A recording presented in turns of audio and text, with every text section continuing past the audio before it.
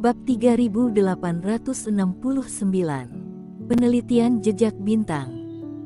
Namun, jika tandanya bisa terus-menerus menyerap energi abadi, apa bisa dipakai dalam waktu lama?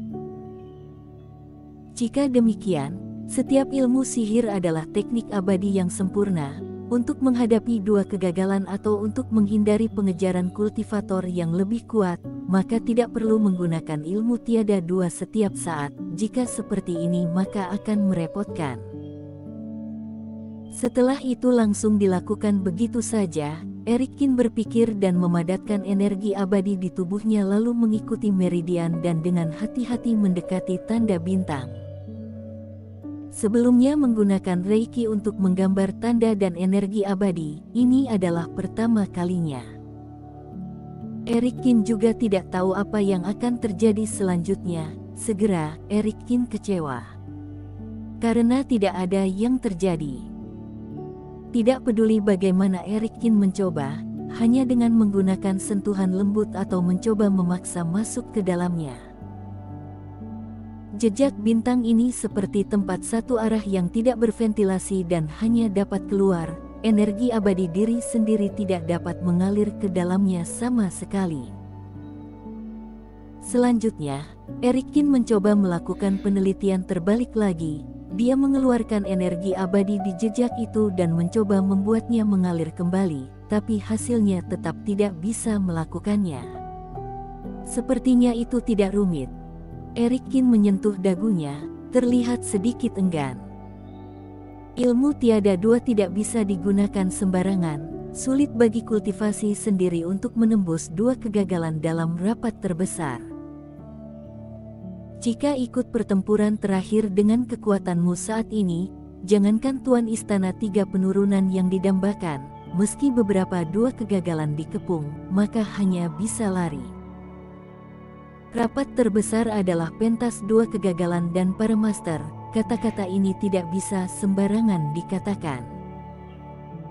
Sangat mudah untuk memiliki tanda sedemikian rupa sehingga bisa menghapus celah itu secara singkat, jadi Erikin secara alami harus mempelajarinya dengan cermat. Jejak bintang ini, seperti jejak bintang emas yang aku kondensasikan sebelumnya, dapat menyimpan barang dewa, apa dari keduanya saling berhubungan. Atau, bisakah membuat bintang emas asliku tumbuh lagi dengan mempelajari tanda ini? Sebuah pikiran tiba-tiba terlintas di benaknya, hati Erikin tiba-tiba tersentak. Tanda poin bintang di antara alis telah menemaniku sejak lama dan membantuku melewati banyak kesulitan. Benda ini ditinggalkan seperti ini, Erikin sebenarnya merasa sangat sayang sekali, tapi tidak ada yang bisa dia lakukan. Lagi pula, aturan kondensasi dan perubahan bintang emas tidak jelas baginya. Sekarang ada jejak bintang yang bisa menampung lebih banyak energi abadi, bentuknya dan efeknya mirip, jadi bolehkah aku menyalinnya? Setelah memikirkannya dengan hati-hati, seperti murid telah mempelajari satu set ilmu pedang dasar. Sekarang memiliki kesempatan untuk menyaksikan pengoperasian ilmu pedang tingkat lanjut, dapatkah dia juga meningkatkan ilmu pedang dasar? Dengan ide ini, Erikin segera memanggil bintang emas di antara alisnya lalu mencoba memindahkan tanda itu. Erikin merasakannya, tanda ini benar-benar bisa ditarik sendiri. Hal ini membuat Erikin diam-diam menyesalinya. Pada awalnya, kenapa tidak berpikir untuk memindahkan bintang emas ini, meskipun angin menarik angin, terlalu jelas dan mudah untuk mengekspos efek dari benda ini. Tepat ketika Erikin memindahkan tanda bintang emas dan bergerak lebih dekat ke pergelangan tangan. Dalam ruang yang kabur, si tua melihat semua ini melalui tirai cahaya di depan mereka dan langsung tertegun. Bajingan ini mencoba mencuri jejak bintang. Kedua sesepuh ini secara alami adalah galaksi dan tetua bintang. Bahkan, sejak Erikin dan yang lainnya memasuki daratan Jeushu, Sebenarnya kedua sesepuh itu telah melewati cara rahasia dan memperhatikan gerak-gerik masing-masing pejuang kebanggaan. Kalau tidak, galaksi dan tetua bintang tidak akan mengirimkan transmisi suara ke Eric Kin sebelumnya, sehingga tidak akan menyerah pada sidang rapat terbesar. Namun kelihatannya, cara yang digunakan benar-benar berbeda. Si tua daratan bintang mengerutkan kening saat mengatakan itu. Adapun metodenya, begitu sederhana. Setiap pejuang kebanggaan memiliki tanda khusus di tangannya. Melalui tanda ini kedua sesepuh dapat melihat segala sesuatu di mata mereka. Namun, ketika kedua tetua melihat melalui tirai cahaya dan melihat pemandangan di mana Eric Kin menyatukan bintang emasnya menuju jejak pergelangan tangan, dia sedikit bingung. Aku tidak tahu dari mana tanda anak ini berasal, agak aneh dia bisa menyimpan sedikit energi abadi. Namun, tampaknya benar-benar berbeda dari metode tuannya. Si tua juga mengerutkan kening. Ini jelas berbeda, itu adalah teknik pencetakan masternya sendiri. Dia akan menjadi neraka jika dia bisa menirunya. Galaksi bersenandung sambil janji. Sebenarnya ada satu hal yang Galaksi juga yakin, yaitu Eric Kin, bocah ini benar-benar sedikit jahat, dan begitu berani, dia bahkan berani mencoba hal ini. Dasar bocah menyebalkan, tunggu saja, kamu akan mempermalukan dirimu sendiri. Di dalam istana, Eric Kin tidak tahu bahwa lelaki tua kedua sedang menatapnya.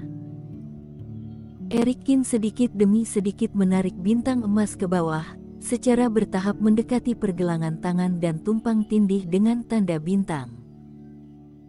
Verifikasi dua fase bisa menjadi cara paling intuitif untuk merasakan perbedaannya.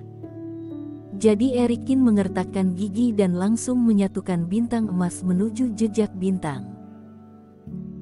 Jika keduanya bisa saling terintegrasi, membuktikan bahwa mereka mirip satu sama lain, jika mereka saling bertentangan, bisa dicoba letak kesenjangannya.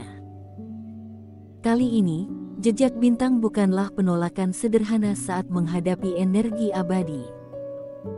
Sebaliknya sedikit bergetar seolah merasakan semacam ancaman. Kemudian seberkas sinar energi abadi lolos tak terkendali, dengan dorongan kuat yang seolah mengusir bintang emas. Begitu melihat ini, Eric Kin dengan cepat melepaskan gumpalan energi abadi dari bintang emas. Benda ini berhasil menariknya ke sini sendirian, tapi tidak bisa membiarkan tanda bintang mendorongnya kembali. Selanjutnya, kedua energi abadi bertabrakan. Namun, meskipun semua adalah aura yang bisa digunakan Eric Kin, mereka tidak menyatu satu sama lain, melainkan menghasilkan efek seperti ledakan. Duang, duang. Dengan ledakan keras, mata Eric Kin pun menyusut. Dia hanya merasakan sakit yang tajam di meridiannya. Di tempat keduanya bertabrakan, kulitnya melotot dengan kecepatan yang terlihat dengan mata telanjang, seperti balon yang semakin besar dan tidak bisa berhenti. Celaka, jika terus seperti ini, lenganmu akan meledak. Kelopak mata berkedut dengan liar, Eric Kin buru-buru mengaktifkan Reiki di sekujur tubuhnya, terus-menerus membombardir dua energi abadi. Segera setelah itu, dia membuka lubang di ujung jarinya dan menekan dua energi abadi ke ujung jarinya. Dengan keras, aura hitam dan putih terbang keluar dari tubuh seperti panah tajam lalu meledak di aula istana. Duang, duang. Suara gemuruh bergema di aula istana. Bumi bergetar, istana terus-menerus bergetar, daerah terdekat, termasuk tanah batu biru dan pilar-pilar, langsung terbelah dari tempat energi abadi meledak. Awalnya, di istana ini ada formasi perisai yang digambarkan sendiri, juga langsung dihancurkan. Astaga! Saat melihat atap di atas akan runtuh, seluruh aula istana hampir runtuh, Raut wajah Erikin menjadi suram dan dia dengan cepat melambaikan tangannya untuk menyingkat garis Reiki untuk menutupi kekuatan ledakan. Pada saat yang sama, tempat pilar itu berdiri ditutup. Erikin, kamu baik-baik saja. Setelah beberapa napas, suara khawatir Vinola Su terdengar di luar aula istana. Tidak apa-apa. Aku sedang bereksperimen dengan sesuatu, kamu tidak perlu khawatir. Maaf, Vinola, aku sudah mengganggu latihanmu. Erikin mengambil napas dalam-dalam dan melihat lengannya, karena dia memaksa energi abadi yang kacau ini pada waktunya, tetapi tidak apa-apa. Namun, ledakan energi abadi yang tiba-tiba ini benar-benar mengejutkannya sendiri. Bersambung.